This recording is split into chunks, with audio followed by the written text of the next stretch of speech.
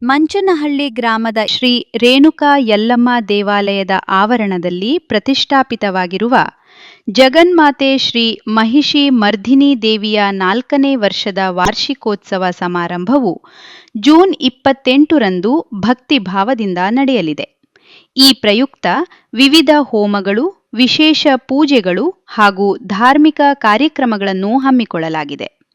ಕಾರ್ಯಕ್ರಮದಲ್ಲಿ ಹಲವು ಸ್ವಾಮೀಜಿಗಳು, ಗಣ್ಯರು ಹಾಗೂ ಭಕ್ತರು ಭಾಗವಹಿಸಲಿದ್ದಾರೆ. ಆನೇಕಲ್ ತಾಲೂಕಿನ ಜನತೆ ಹಾಗೂ ಸುತ್ತಮುತ್ತಲಿನ ಭಕ್ತರು ಹೆಚ್ಚಿನ ಸಂಖ್ಯೆಯಲ್ಲಿ ಭಾಗವಹಿಸಿ ದೇವಿಯ ಕೃಪೆಗೆ ಪಾತ್ರರಾಗುವಂತೆ ಶ್ರೀ ಮಹಿಷಿ ಮರ್ಧಿನಿ ಮತ್ತು ಶ್ರೀ ರೇಣುಕಾ ಯಲ್ಲಮ್ಮ ದೇವಿ ಚಾರಿಟೇಬಲ್ ಟ್ರಸ್ಟ್ ಅಧ್ಯಕ್ಷರಾದ ಸರ್ವೇಶ್ ಅವರು ಮನವಿ ಮಾಡಿದ್ದಾರೆ. ಓಂ ಸರ್ವಮಂಗಳ ಮಾಂಗಲ್ಯೆ ಶಿವೆ ಸರ್ವಾರ್ಥ ಸಾಧಿಕೆ ಶರಣ್ಯೆ ತ್ರಯಂಬಿಕೆ ದೇವಿ ನಾರಾಯಣಿ ನಮಸ್ತೆ. ಯಾ ದೇವಿ ಸರ್ವಭೂತೇಷು ಮಾತೃರೂಪೇಣ ಸಂಸ್ಥಿತಾ ನಮಸ್ಸಸ್ಯೆ ನಮಸ್ಸಸ್ಯೆ ನಮಸ್ಸಸ್ಯೆ ನಮೋ ನಮಃ.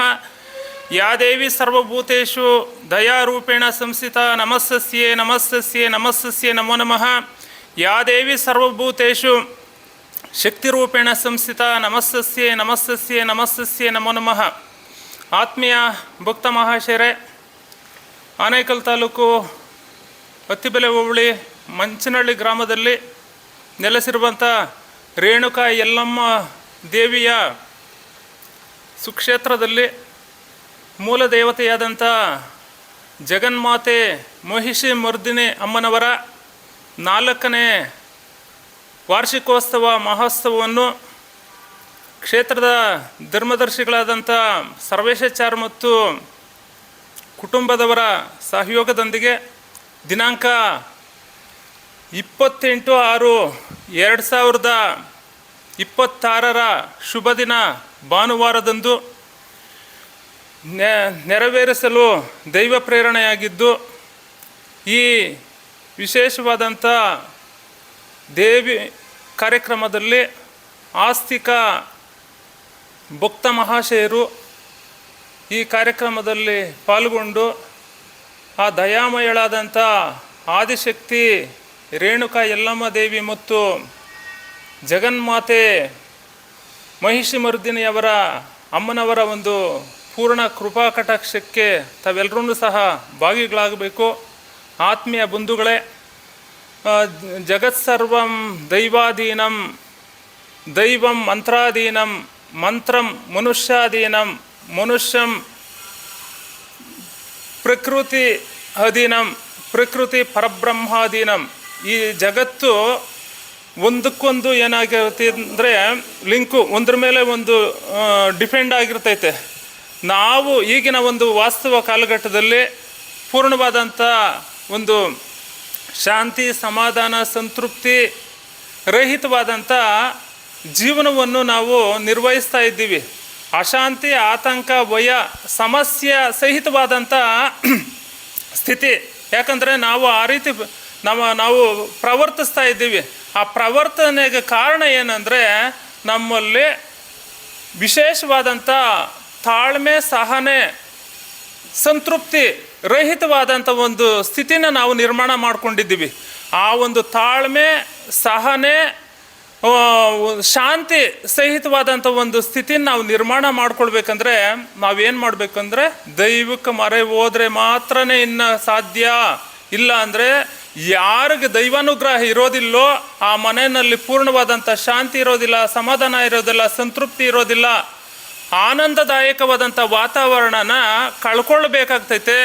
ನಾವು ಹಿಂದೆ ಯಾವ ರೀತಿ ವಿಶೇಷವಾದಂಥ ಆನಂದದಾಯಕವಾದಂಥ ವಾತಾವರಣನ ನಾವು ಸೃಷ್ಟಿ ಮಾಡಿಕೊಂಡು ಆನಂದದಾಯಕವಂತ ಜೀವನ ಶೈಲಿನ ಪರಿಪಾಲನೆ ಮಾಡ್ತಾ ಇದ್ವೋ ಆ ಒಂದು ಮಟ್ಟಕ್ಕೆ ನಾವು ಹೋಗ್ಬೇಕಂದ್ರೆ ನಾವಿವಾಗ ಏನು ಮಾಡಬೇಕು, ಮತ್ತೆ ನಮ್ಮ ಪೂರ್ವಿಕರು ಯಾವ ರೀತಿ ದೈವಕ್ಕೆ ವಿಶೇಷವಾಗ ಒತ್ತು ಕೊಟ್ಟು ಮಾನ್ಯತೆ ಕೊಟ್ಟು ಕಾಲಕ್ಕೆ ಆ ದೇವತಾ ಕಾರ್ಯಗಳನ್ನು ಶ್ರದ್ಧಾಭಕ್ತಿನಿಂದ ನಿರ್ವಹಿಸ್ತಾ ಇದ್ರು, ಆ ಒಂದು ಇದನ್ನು ನಿರ್ವಹಣೆನ ನಾವು ನಿರ್ವಹಿಸಿದಾಗ ಮಾತ್ರನೇ ಮತ್ತೆ ನಾವೇನು ಮಾಡಬೇಕು, ವ್ಯಾವಹಾರಿಕವಾಗಿ ಧರ್ಮದ ಒಂದು ಚೌಕಟ್ಟಿನಲ್ಲಿ ನಡೆಯೋದಕ್ಕೆ ನಾವು ಪ್ರಯತ್ನ ಪಟ್ಟಾಗ ಮಾತ್ರನೇ ನಮಗೆ ಪೂರ್ಣವಾದಂಥ ಶಾಂತಿ, ಸಮಾಧಾನ, ಸಂತೃಪ್ತಿ ಅನ್ನೋದು ಪ್ರಾಪ್ತಿ ಆಗ್ತೈತೆ.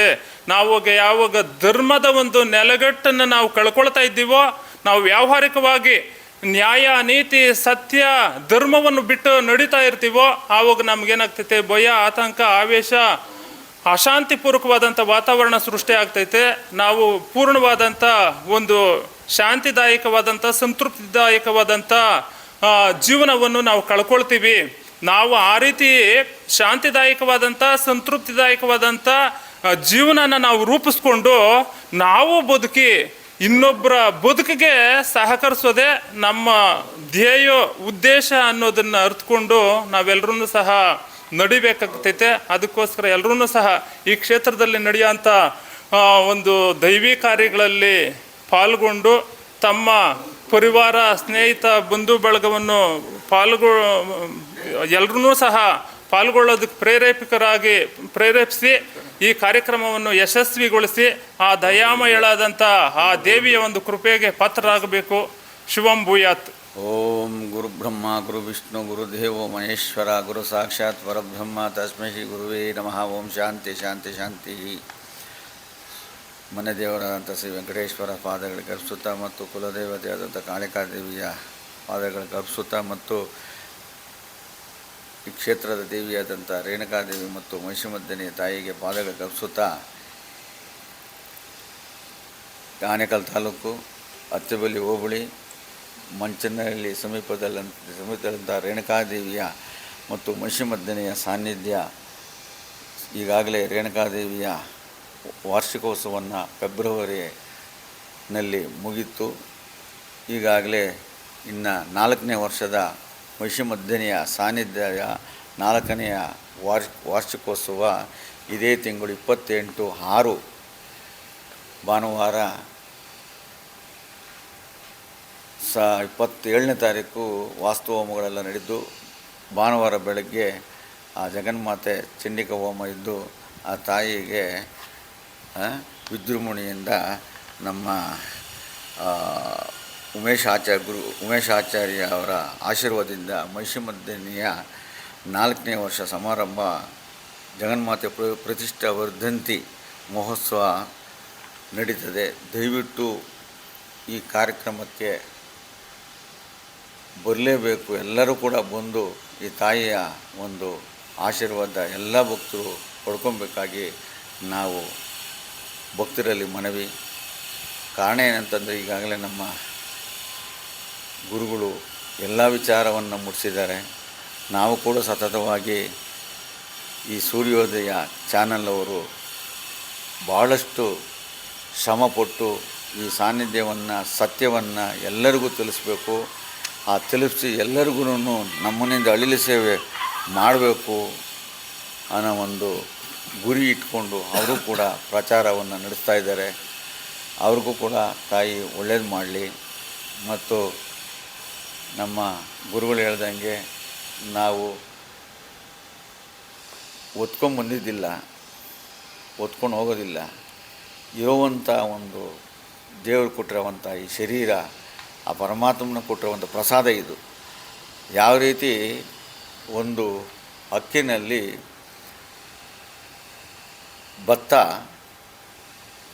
ಭತ್ತದಲ್ಲಿ ಕೆಳಗಡೆ ಹಾಕಿದ ಭೂಮಿಯಲ್ಲಿ ಪೈರಾಗ್ತದೆ. ತಿರ್ಗಾ ಒಂದು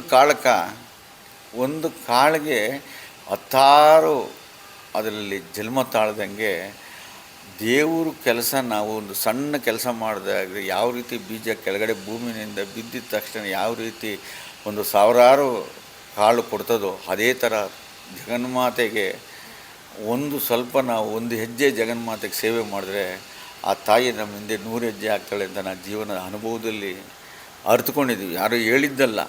ಎಲ್ಲೋ ಒಂದು ಚೆನ್ನಾಗಿದೆ ಊಟ ಅಂತ ಹೋಟ್ಲಲ್ಲಿ ಹೇಳ್ಬಿಟ್ಟು ಚೆನ್ನಾಗೈತೆ ಅಂತೇಳಿ ಹೋಗಿ ತಿನ್ನೋದಲ್ಲ. ತನ್ನ ಜೀವನದಲ್ಲಿ ಆ ಹೋಟ್ಲಲ್ಲಿ ಯಾವ ರೀತಿ ರುಚಿಕರವಾದಂಥ ಅವರು ಕೂಡ ಸೌದು ಚೆನ್ನಾಗೈತೆ ಅಂದಾಗ ಮಾತ್ರ ಆ ಅನುಭವ ಬರುತ್ತೆ. ಅದರಿಂದ ನೀವು ಕೂಡ ಇಲ್ಲಿ ಬಂದರೆ ಅನುಭವ ಆಗ್ತದೆ. ನಾವು ಹೇಳ್ಬಿಟ್ರೆ ಇಲ್ಲಿ ಒಳ್ಳೇದಾಗ್ತದಲ್ಲ. ಒಳ್ಳೇದು ಯಾವ ರೀತಿ ಆಗಬೇಕು, ದೇವರು ಕೊಡೋನ್ನೆಲ್ಲ ತಗೊಂಡಾಗಲ್ಲ. ನಮ್ಮನ್ನು ನಾವು ಪರಿವರ್ತನೆ ಮಾಡಬೇಕು. ಉದಾಹರಣೆಗೆ ನೋಡಿ, ಎಲ್ಲ ರೀತಿಯಲ್ಲಿ ಒಂದೊಂದು ಉದಾಹರಣೆಗೆ ಒಂದು ಮಾವಿನ ಹಣ್ಣು ತಗೊಂಡ್ರೆ ಸ್ಟಾರ್ಟಿಂಗಲ್ಲಿ ತೊಗರಿರ್ತದೆ, ಆಮೇಲೆ ಉಳಿಯುತ್ತದೆ, ಆಮೇಲೆ ಹಣ್ಣಾಗ್ತದೆ, ಆಮೇಲೆ ತನ್ನ ಜೀವನನ ಕಳ್ಕೊಂಡಾಗ ಯಾವ ರೀತಿ ಎತ್ತಿ ಆಚೆ ಬಿಸಾಕ್ತೀವೋ, ಈ ಶರೀರ ನಮ್ಮ ಕಟ್ಟಿದ್ದಾಗ, ಅಧಿಕಾರ ಇದ್ದಾಗ, ಸಂಪತ್ತಿದ್ದಾಗ ಸದುಪಯೋಗ ಈ ಜಗನ್ಮಾತೆಗೆ ಇಷ್ಟೆಲ್ಲ ಕೊಟ್ಟಿದ್ದಾಳೆ. ಒಂದು ಭೂಮಿನಲ್ಲಿ ಹಾಕಿದ್ರೆ ಒಂದೊಂದು ಧಾನ್ಯಗಳು, ಒಂದೊಂದು ಹಣ್ಣುಗಳು, ಒಂದೊಂದು ಪದಾರ್ಥಗಳು, ಒಂದೊಂದು ಸೊಪ್ಪು ಎಲ್ಲ ರೀತಿಯಲ್ಲಿ ಕೊಟ್ಟು ಆ ತಾಯಿ ನಮಗೆ ಯಾವ ರೀತಿ ಸಂರಕ್ಷಣೆ ಮಾಡ್ತಾಳೆ, ಒಂದೊಂದು ರುಚಿ.